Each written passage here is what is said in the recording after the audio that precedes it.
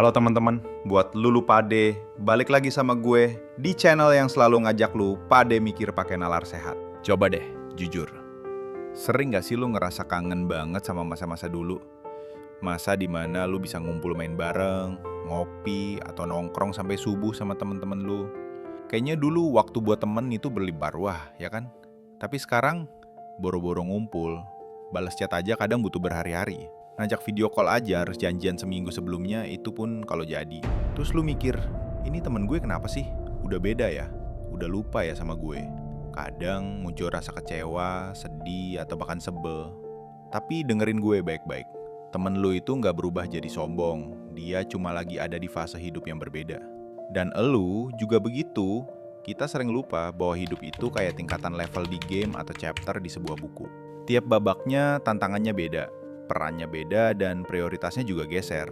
Dulu pas sekolah atau kuliah, job description lu mungkin cuma belajar dan main.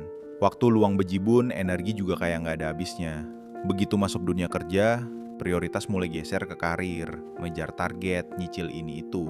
Terus ada yang nikah, punya tanggung jawab baru sama pasangan. Lalu punya anak. Nah ini dia level paling complicated. Waktu 24 jam rasanya kurang buat ngurusin bayi, balita, atau anak-anak sekolah. Energi terkuras habis dan yang dipikirin cuma popok, susu, atau PR anak. Ada juga yang lagi ngejar studi lanjut, fokus bangun passion, atau bahkan lagi berjuang merawat orang tua yang sakit. Semua itu teman-teman adalah fase-fase hidup yang wajar. Dan setiap fase itu butuh fokus, butuh pengorbanan, termasuk mengurangi waktu buat nongkrong dan having fun kayak dulu. Ini bukan berarti mereka nggak sayang lagi sama lu, tapi prioritas hidup mereka tuh lagi beda.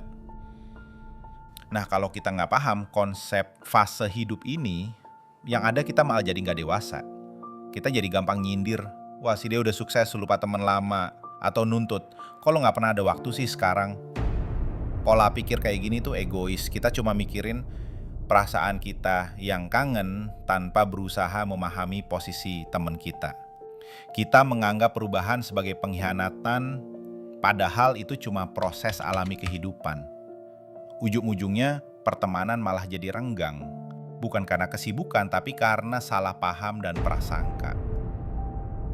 Jadi gimana dong cara menghadapi perubahan ini dengan dewasa? Kuncinya penerimaan dan komunikasi yang matang.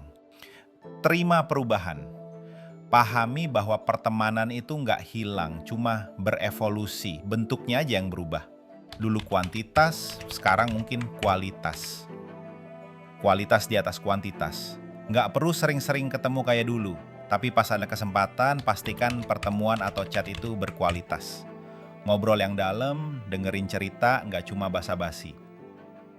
Komunikasi dewasa, kalau kangen, sampaikan baik-baik. Bro sis, gue kangen nih, kapan kita bisa nyempetin waktu sebentar aja.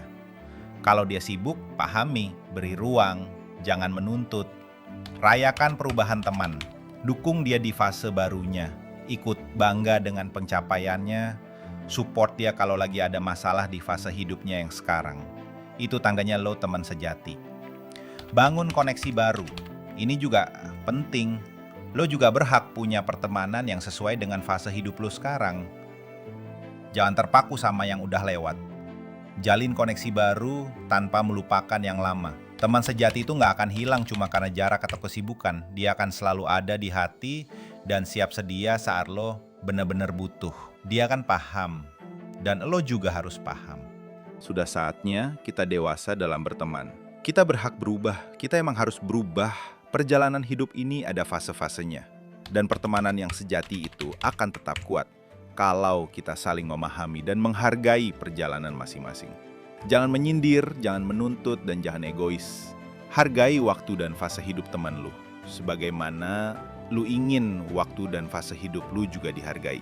Gue penasaran nih, gimana sih cara lu pada ngadepin perubahan dalam pertemanan?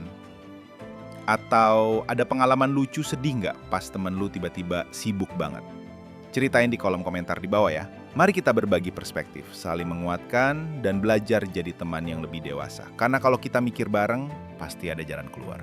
Semoga bermanfaat teman-teman. Sampai ketemu di video selanjutnya.